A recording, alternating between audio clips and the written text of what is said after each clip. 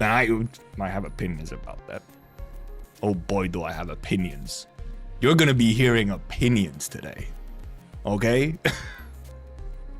They can, if they want to, they can absolutely find out or like find a way to write it so that both Kal'tsit and monster exist in the material world at the same time. Right? But so okay, time for opinions. My opinion on this whole thing, as a huge Kal'tsit fan, my favorite character in the game.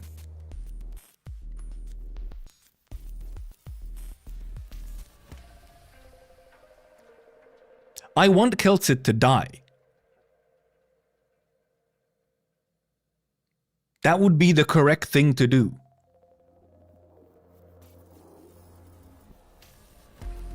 That's what it's all leading up to. They've foreshadowed it.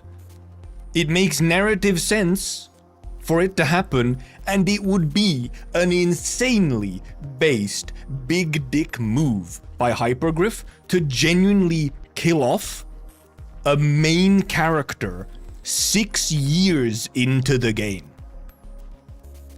I would love to see that happen. Because the thing is, it's not like she's completely gone. We essentially have like a spiritual successor to it. Like the entire theme of Kal'tsit and monster and the entire cycle is a passing of the baton. That's what it is. That's what it's been set up as.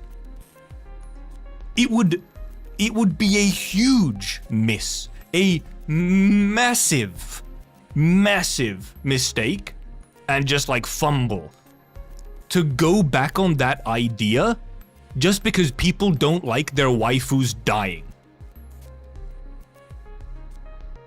Join the stream and only hear I want Cal to die. Bad timing, but there's reasoning. Unless they pulled off something even better, sure. But like, what would that be? I mean, they could cook something, but it really does feel like if they don't go through with it, it will just tarnish, I feel, what they've built up, and what would like dude, it would be memorable as fuck. This shit would be talked about forever. It would go crazy. You would never stop hearing about it.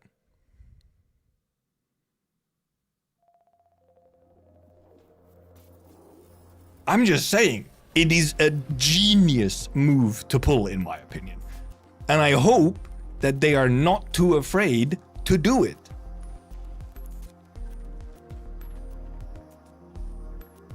And this is indeed coming from the like Kal'tsit being my favorite character. It's just the right thing to do. That's it. It would be amazing in like a traumatic way. Which is what makes it good. Right? So like that's really how I want things to go, and I'm afraid that they won't go with it because people don't want their cute anime girl to die in their cute anime girl game. But if they go through with it, it would be like a monumental moment in the game. Hella memorable. Because, okay, so for example, okay, anyone here played or heard about Honkai Impact 3rd?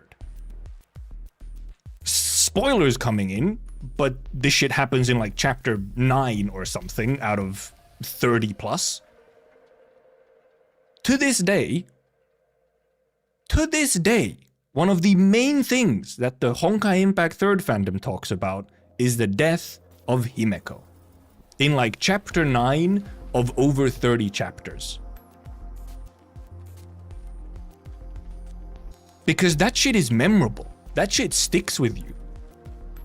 And that wasn't 6 years into the game, by the way. That happened kind of early on. So if you pulled a similar thing, except you still have a spiritual successor to the character, like they're in some form, they're almost still around. Huge. It would be huge. I would be so impressed. I would be like, holy moly. What a move.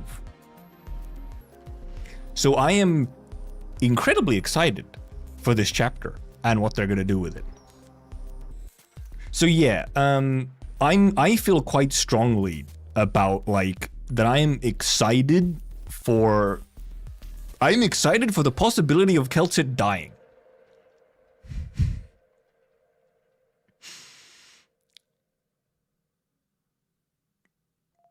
I'm gonna get some great clips out of this. I'm excited for the possibility of seeing my favorite character die. Yes. And